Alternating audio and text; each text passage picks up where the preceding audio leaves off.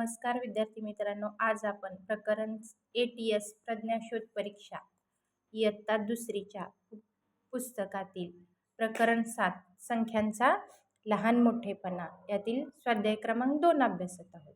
मग त्यामध्ये बघा, खालील पर्यायातील सर्वात लहान संख्या कोणती हा प्रश्न आहे. पहिला प्रश्न काय आहे, खालील पर्यायातील सर्वात लहान संख्या कोणती. मग बघा, पहिला ऑप्शन काय आहे, 6.1 एकक. आता तुम्हाला 6.1 एकक पासून काय संख्या तयार होते ती बघावलेली. एकक दशक काय तयार होते, दशकाच्या घरात 6 लिहिलं, एककाच्या घरात 1 लिहिलं, काय तयार झालं, 61 तयार झालं. मग लहान संख्या विचारल्या, आपण अगोदर संख्या तयार करून घेऊ. 9.4 एकक. आता यात पण बघू आपण, एकक दशक, दशकाच्या घरात 9 लिहिलं, एककाच्या घरात 4 लिहिलं, काय तयार झालं, 94. पर्याय क्रमांक 3 मध्ये बघू, एकक दशक. पर्याय क्रमांक दशकाच्या घरात 2 लिहिलं, एककाच्या घरात 9 लिहिलं, काय तयार झालं, 29. त्यानंतर एकक दशक, दशकाच्या घरात 4 लिहिलं, एककाच्या घरात 9 लिहिलं. आणि लहान संख्या विचारली. पहिली संख्या काय आहे, 61. दुसरी संख्या 94, तिसरी संख्या 29, चौथी संख्या 49. मग सगळ्यात लहान संख्या कोणती मिळाली आपल्याला, 29 सर्वात लहान आहे का नाही. 1 ते 100 मध्ये सर्वात पहिल्यांदा काय असतं, 29. त्यानंतर पुढं 49, 61, 94 या संख्या जसं पुढं जाईल तसं मोठ्या हे मिळत जातात. म्हणजेच आपल्याला विचारले लहानात लहान संख्या, म्हणजे पर्याय क्रमांक 3 हा बरोबर असेल का नाही. म्हणजे पर्याय क्रमांक 3लाच तुम्हाला गोल करावं लागेल. त्यानंतर 37.7 तर चौकटीत योग्य चिन्ह पर्यायातून शोधा. आता इथं बघा, 37 ही संख्या आहे आणि हे काय आहे, एकक आणि दशक. हे तुम्हाला समजायसाठी लिहित असते. तुम्ही डायरेक्ट परीक्षेमध्ये 7.3 एकक बरोबर 73 म्हणलं तरी चालतंय, परंतु हे इथं मी समजण्यासाठी लिहिते. 7 दशकला 7 लिहिलं, 3 एककला 3 लिहिलं, मग काय तयार झालं, 73 ही संख्या तयार झाली की नाही. इथं काय दिलेलं आहे, 37 डॅश, आणि इकडच्या साईडला काय, 7.3 एकक म्हणजेच 73. ह्या दोन्हीतली आपल्याला चिन्ह कोणतं बसणार, 37 ही लहान संख्या आहे, 73 ही मोठी संख्या आहे. म्हणजे मोठ्या संख्येकडे 2 टोक असणार आणि छोट्या संख्येकडे 1 टोक असणार. म्हणजेच आपण हे 2 प्रकारे वाचू शकतो. 37 हे 73 पेक्षा लहान आहे किंवा 73 हे 37 पेक्षा मोठं आहे. हेच इंग्लिशमध्ये, म्हणजे मोठ्या संख्येकडे 2 टोकं केली, छोट्या संख्येकडे 1. हेच इंग्लिशमध्ये आपण कसं रीड करणार, 37 इज स्मॉलर दॅन 73 अँड, म्हणजे स्मॉलर दॅन म्हणजे लहान संख्या, 37 ही लहान आहे. आणि मोठं आहे सांगताना कसं वाचणार, 73 ग्रेटर दॅन 37. 73 ही ग्रेटर दॅन आहे, मोठे आहे 37 पेक्षा. मग आता बरोबर हे चिन्ह बसताना, मग हे चिन्ह कोणत्या पर्यायात आहेत, पहिल्या पर्यायामध्ये आहे का, नाही. दुसऱ्या पर्यायामध्ये आहे का, नाही. तिसऱ्या पर्यायामध्ये आहे, म्हणजे पर्याय क्रमांक 3च बरोबर आहे, इतर पर्याय चुकीचे आहेत. त्यानंतर प्रश्न तिसरा, पुढील संख्यातील सर्वात लहान संख्या कोणती. अरे बघा, इथं काय खूप संख्या दिलेल्या आहेत. मग तुम्ही बघायचं, 47, 48, 74, 54, 95, 81, 39. ह्याच्यामध्ये सर्वात सुरुवातीला लाईन असते ती 3ची असते. याच्यावरनं आपण 39, हे पटकन लगेचच 39 तुम्ही उत्तर शोधू शकता.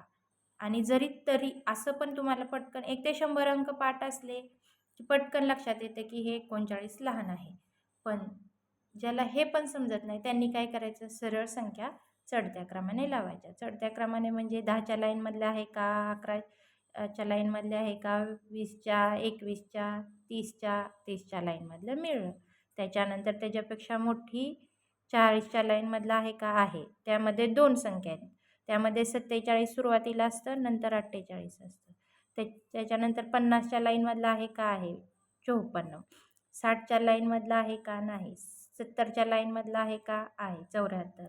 80च्या लाईनमधला आहे का, आहे. 81. 90च्या लाईनमधला आहे का, 95. लहानात लहान संख्या विचारली आहे म्हणून काय येणार, 39. आणि मोठ्यात मोठी संख्या विचारली असती तर या ठिकाणी तर काय उत्तर आलं असतं, 95. आपलं उत्तर 39 आले. 39 कुठं आहे, पर्याय क्रमांक 4 मध्ये, म्हणजे पर्याय क्रमांक 4लाच तुम्हाला गोल करावं लागेल. हे 47, 81, 54 हे लहानात लहान संख्या येऊ शकत नाही दिलेल्या संख्या मालिकेमध्ये. एक अंकी सर्वात मोठी संख्या कोणती? प्रश्न 4. आता 99 ही किती अंकी संख्या आहे? 2 अंकी. 10 ही किती अंकी संख्या आहे? 2 अंकी. एकक, दशक, एकक, दशक. आता राहिल्या ह्या 2 संख्या. पण एक अंकी विचारले, पण कसली विचारले? मोठी संख्या. मग आता 9 पण एक अंकीत संख्या आहे आणि 1 पण एक अंकीत संख्या आहे. त्या दोन्हीमध्ये मोठी संख्या कोणती आहे? 9. एक अंकी संख्यामध्ये 9 ही सर्वात मोठी संख्या आहे. हे माहीतच लक्षातच ठेवावं लागेल तुम्हाला. आणि एक अंकी संख्यांमध्ये सर्वात लहान संख्या एकच आहे. त्यानंतर प्रश्न म्हणजे पर्याय क्रमांक 3ला तुम्हाला गोल करावं लागेल.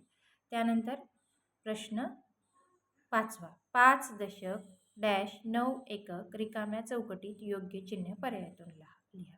5 दशक म्हणजे काय झालं? 5 दशक. 5 दशक म्हणजे काय?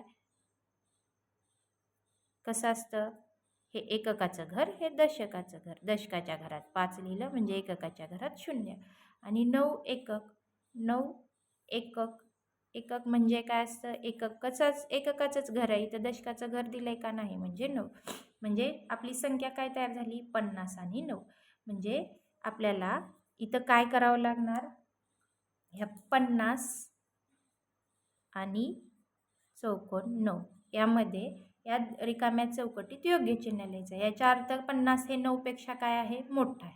50 हे 9 पेक्षा मोठं आहे म्हणजे आपल्याला 50 या चिन्हाकडे 50 या संख्येकडे 2 टोक असणारं चिन्ह लिहावं लागेल. आणि 9 ही संख्या लहान आहे म्हणून त्याच्याकडे एकच टोक करावं लागेल. हे वाचताना आपण कसं वाचतो मराठीमध्ये? 50 हे मोठं आहे 9 पेक्षा. किंवा दुसऱ्या पद्धतीनं कसं वाचतो? 9 हे लहान आहे 50 पेक्षा. हेच इंग्रजीत कसं वाचायचं? 50 इज ग्रेटर दॅन 9. आणि दुसऱ्या लहान आहे सांगताना कसं वाचायचं? 9 इज स्मॉलर दॅन 50. तर अशा प्रकारे ATS प्रज्ञाशोध परीक्षा इयत्ता 2रीच्या पाठ्यपुस्तकातील प्रकरण 2मधील प्रकरण 7मधील संख्यांचा लहान मोठापणा या प्रकरणातील स्वाध्याय क्रमांक 2 आपला संपलेला आहे. भेटू पुढील भागात.